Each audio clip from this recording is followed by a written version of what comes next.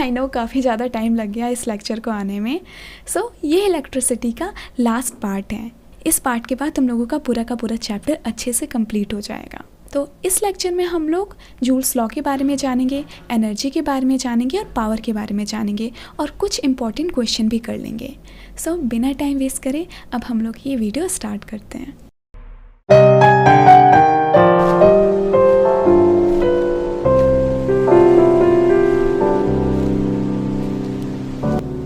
तो joules law पढ़ने से पहले हम लोग ये जान लेते हैं कि ईएमएफ और टर्मिनल वोल्टेज किसे बोलते हैं।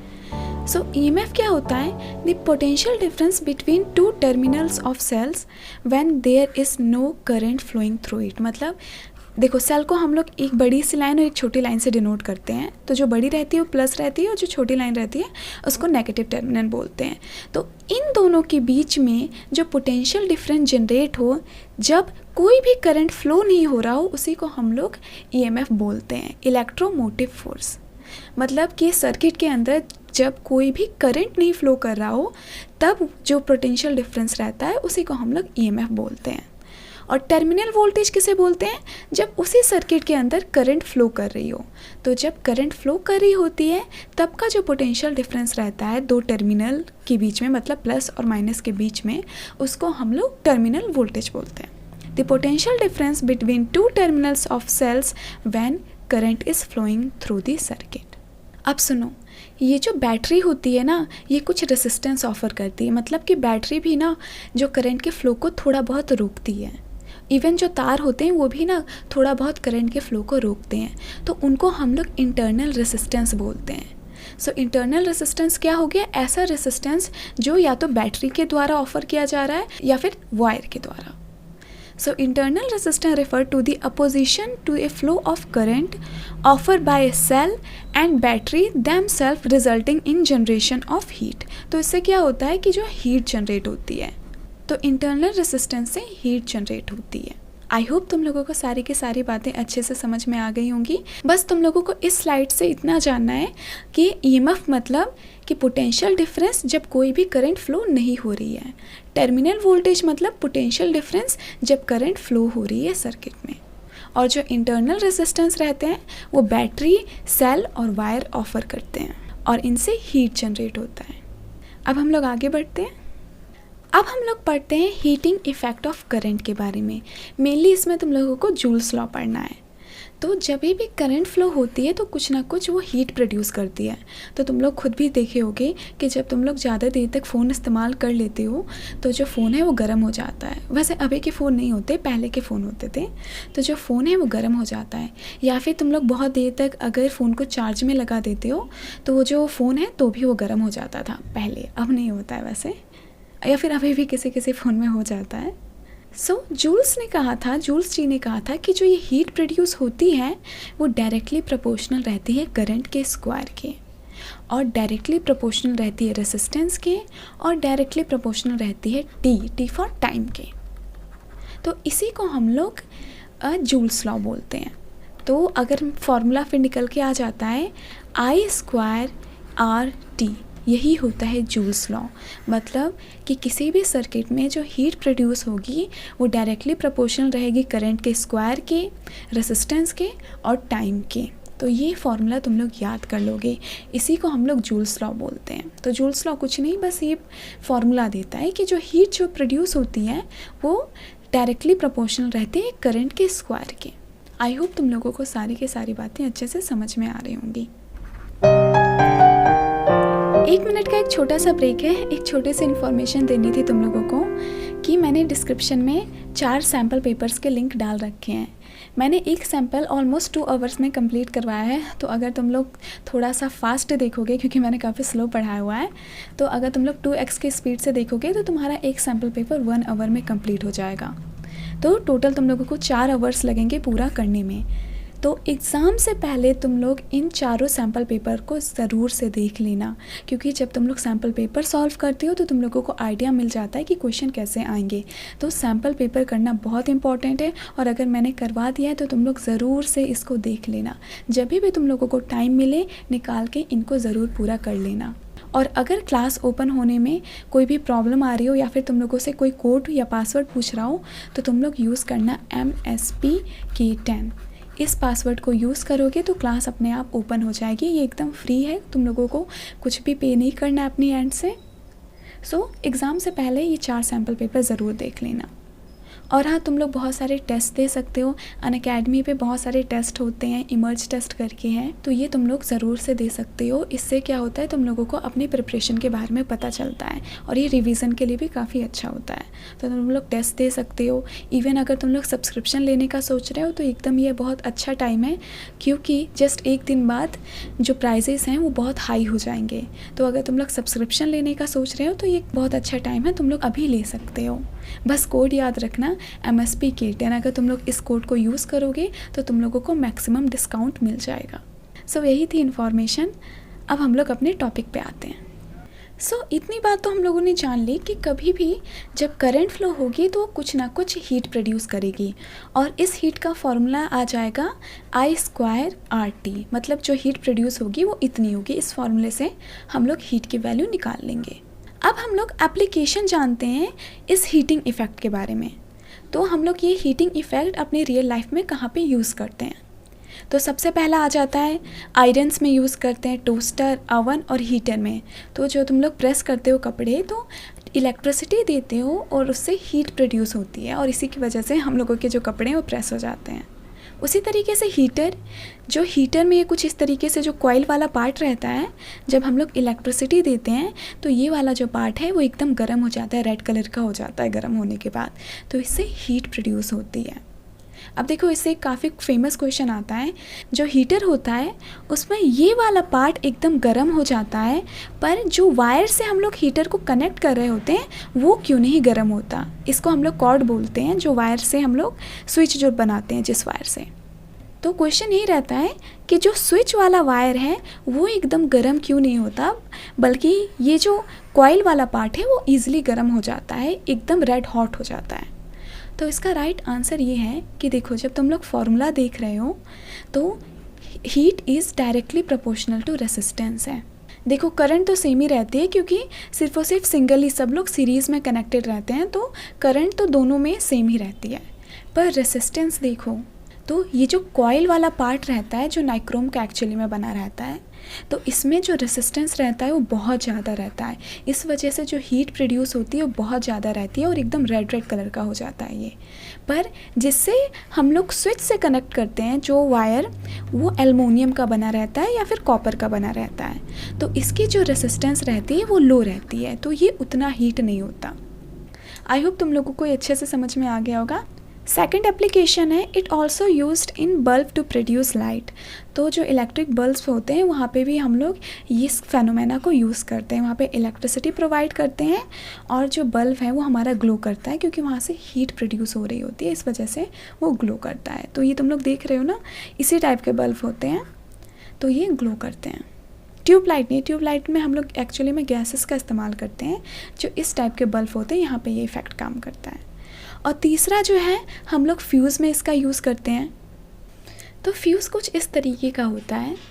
यहाँ पे हम लोग वायर कनेक्ट कर देते हैं, ये जो रहती है वो सप्लाई वायर रहती है, तो बीच में जो फ्यूज़ रहता है उसके अंदर एक पतली सी वायर रहती है। तो ये देख रहे हो ना तुम लोग, ये पतली सी वायर रहती है।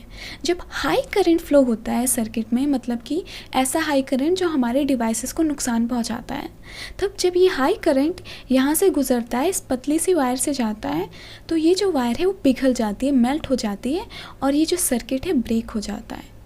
तो अगर ये वायर जो है मेल्ट हो जाएगी तो सर्किट ब्रेक हो जाएगा, क्योंकि सर्किट अब कंप्लीट नहीं रहेगा। तब ये जो हाई करंट है वो हमारे डिवाइसेस तक नहीं पहुंच पाती है और हमारा डिवाइस जो है वो सेफ़ रहता है। तो यही रहती है वर्किंग ऑफ फ्यूज़। तो इसका हम लोग यूज़ करते हैं फ्यूज़ बनाने में भी। तुम लोग ये पढ़ सकते हो, वैसे काफ़ी है जो मैंने बता दिया है। अब हम लोग आगे बढ़ते हैं।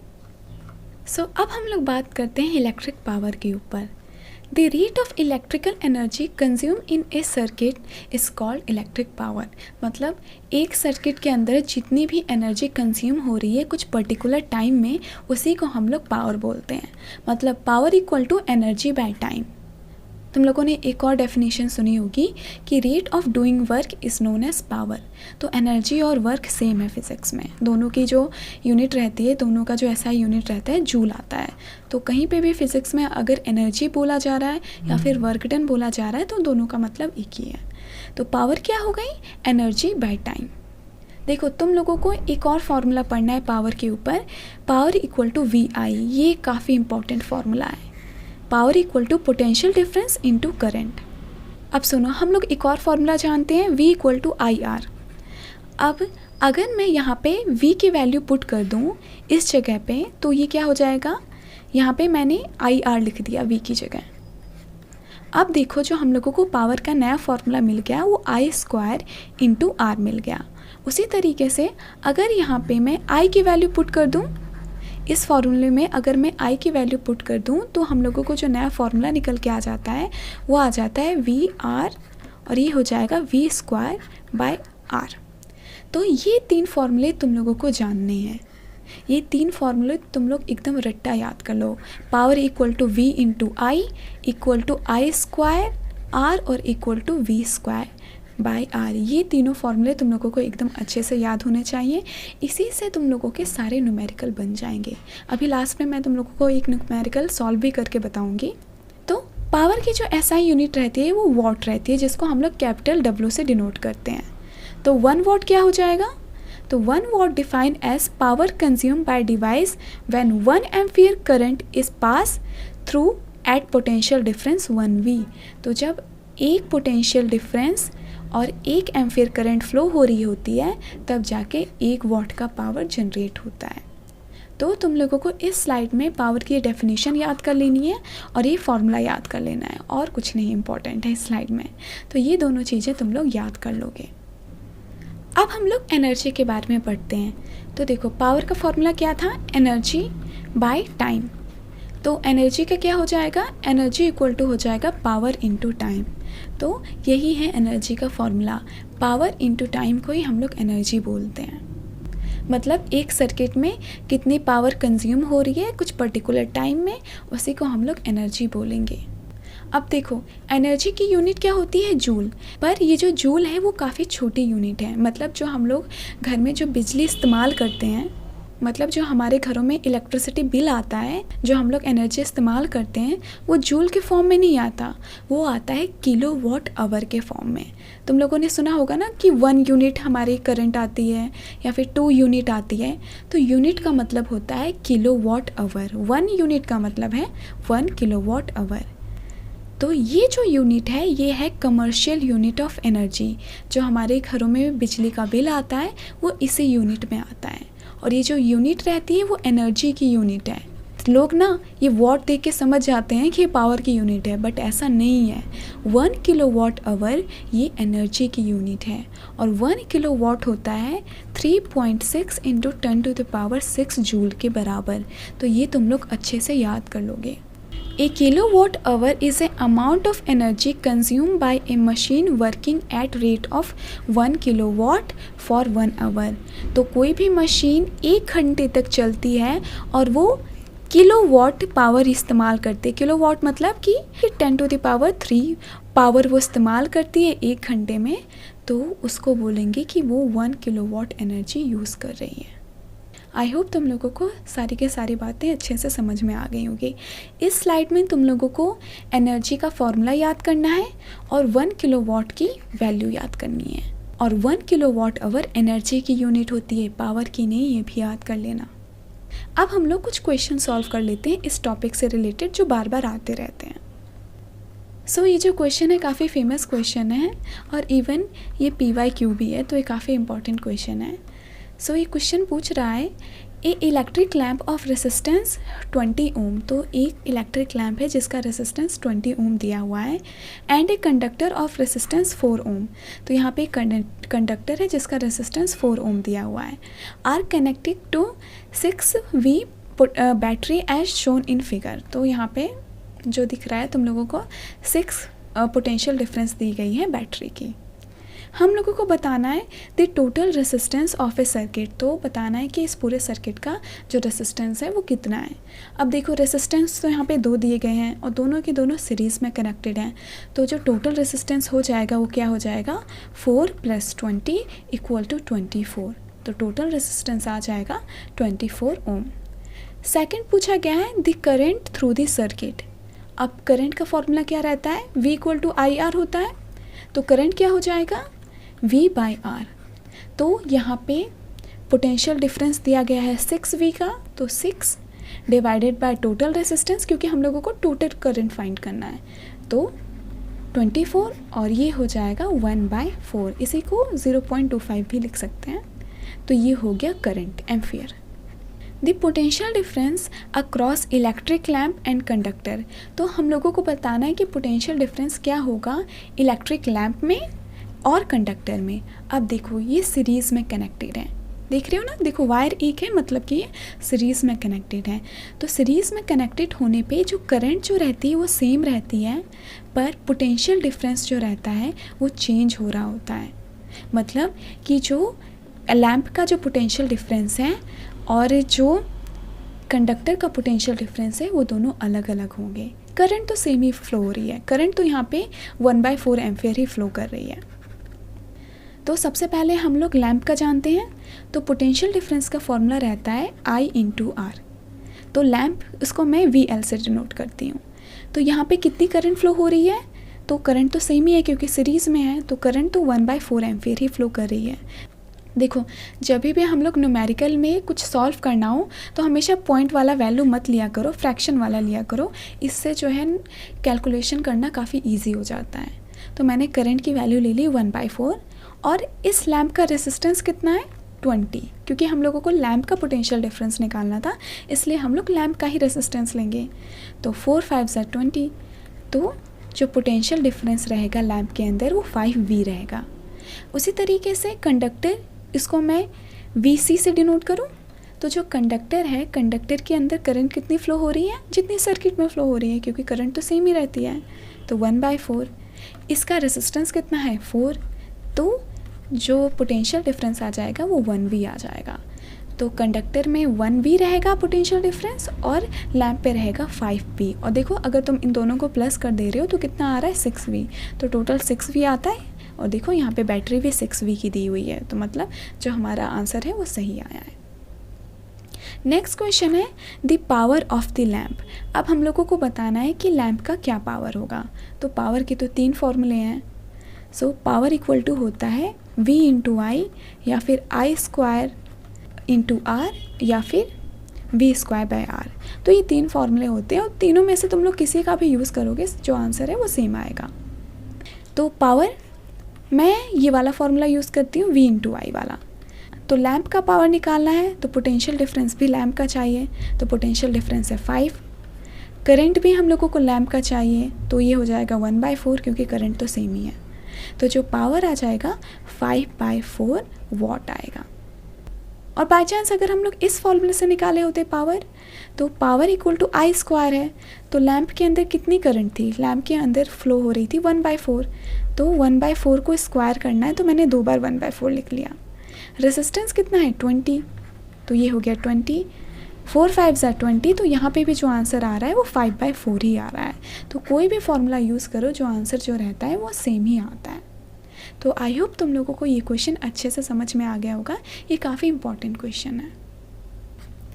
अब हम लोग नेक्स्ट क्वेश्चन सॉल्व करते हैं। A torch bulb is rated 5V and 500 mA।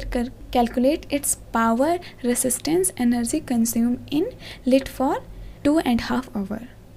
तो यहाँ पे जो बल्ब दिया हुआ है उसका पोटेंशियल डिफरेंस 5V दिया हुआ है और इसके अंदर जो करंट फ्लो हो रही है वो 500 mA की करंट फ्लो हो रही है। मिली मतलब 10⁻³ मतलब इसके अंदर 5 × 10⁻³ एम्पियर करंट फ्लो हो रही है। और अगर मैं इसको कुछ इस तरीके से भी लिख सकती हूँ 1 2 3, इसको मैं 0.5 एम्पियर भी लिख सकती हूँ, क्योंकि देखो -3 था तो 1 2 3 3 बार पीछे जाओगे तो ये आ जाएगा। तो चाहे तो ये लिख सकते हो या फिर ये भी लिख सकते हो, दोनों चीज़ें सेम है। अब हम लोगों को पावर कैलकुलेट करनी है, तो हम लोगों को V भी दिया हुआ है और I भी दिया हुआ है, तो ये वाला फॉर्मूला यूज़ करते हैं, power equal to V into I. तो पोटेंशियल डिफरेंस कितना दिया गया है 5V, और करंट कितना दिया गया है 500 मिली एम्पियर, जिसको मैं 0.5 ही लिखती हूँ। तो जो हम लोगों का पावर आ जाएगा 5 5 से 25, 2.5 वॉट आ जाएगा। तो इसका राइट आंसर हो गया 2.5 वॉट। अब हम लोगों को रेसिस्टेंस फाइंड करना है, तो V इक्वल टू होता है IR, तो रेसिस्टेंस का फॉर्मूला निकल के आ जाता है R इक्वल टू हो जाएगा V by I। Potential difference दिया हुआ है 5 और करंट दी हुई है 0.5, ये कटा यहाँ पे ऊपर 0 गया, 5 10 50, तो आंसर आ जाएगा 10 ओम रेसिस्टेंस।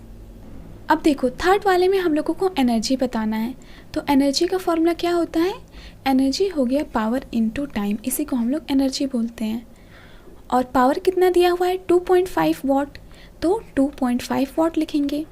और टाइम यहाँ पे जो टाइम दिया हुआ है वो आवर में दिया हुआ है, और इसको हम लोगों को सेकंड में कन्वर्ट करना होगा। देखो यहाँ पे क्वेश्चन में पूछा नहीं गया है कि तुम लोगों को एनर्जी किस यूनिट में निकालनी है, तो सबसे पहले हम लोग जूल में भी निकाल लेंगे और किलोवाट आवर में भी निकाल लेंगे। सो 2.5, अब टाइम को सेकंड में कन्वर्ट करना है, तो टाइम अभी कितना हो रहा है 2.5 आवर्स थे, इसको अगर हम लोग को सेकंड में कन्वर्ट करना है तो 2.5 इंटू 60, अब ये जो हो गया ये मिनट में हो गया, एक और बार 60 से डिवाइड कर देंगे तब जाके ये सेकंड में कन्वर्ट होगा, तो अब ये सेकंड में है। सो टाइम की वैल्यू हम लोग यहाँ पे लिख देंगे 2.5 इंटू 60, और जब तुम लोग इस पूरे को सॉल्व करोगे तो आंसर निकल के आता है 22,500 जूल। तो इतनी जूल ऑफ एनर्जी यहाँ पे लग रही है।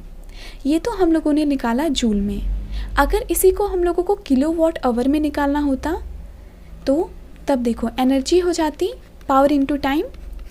अब पावर जो दिया हुआ है वो वॉट में दिया हुआ है, पर किलो वॉट आवर में निकालना है तो यहाँ पे पावर जो है किलो वॉट में होना चाहिए और टाइम जो है वो आवर में होना चाहिए।